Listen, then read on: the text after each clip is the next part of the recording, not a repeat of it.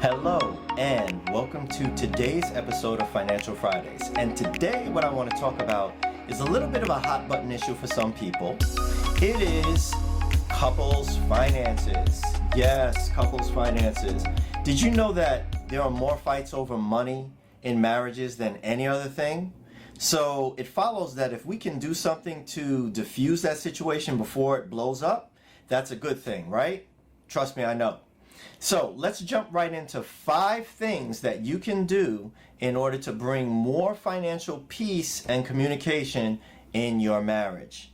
Number 1, make sure that you participate in monthly budgeting and spending discussions. Now, what does that look like?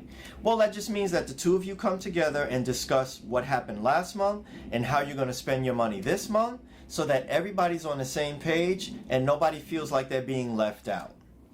Number 2, never make your partner feel less than financially simply because you earn more.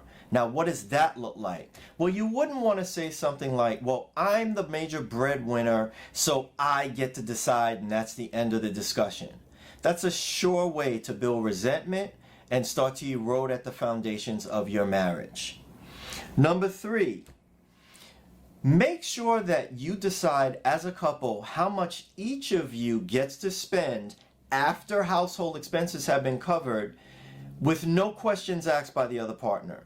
So if that amount is $100 or $200, you pull that out for each person, and then you guys get to put it into your separate personal checking accounts, and you spend it however you want to without the other person questioning it. Just make sure that you don't do anything with that thing that would betray trust in the marriage or erode the underpinnings of the household financially.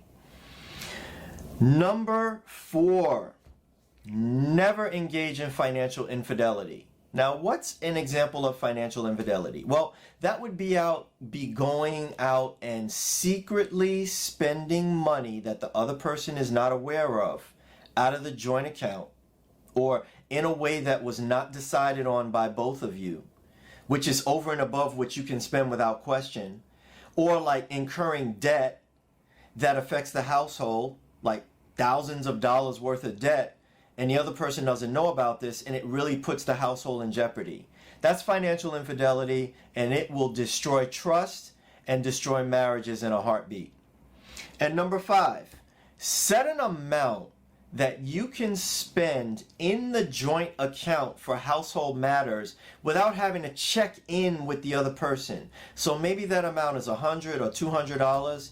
What does that look like? Well, you're in the grocery store, your limit is $200, but now you realize in the cart you've got a little over that. So you say, you just give a quick call or a text to your partner, and you're like, I realize we needed this. It's going to take us over our agreed limit. So then I just wanted to let you know, and as long as you have the agreement, then go ahead and do it.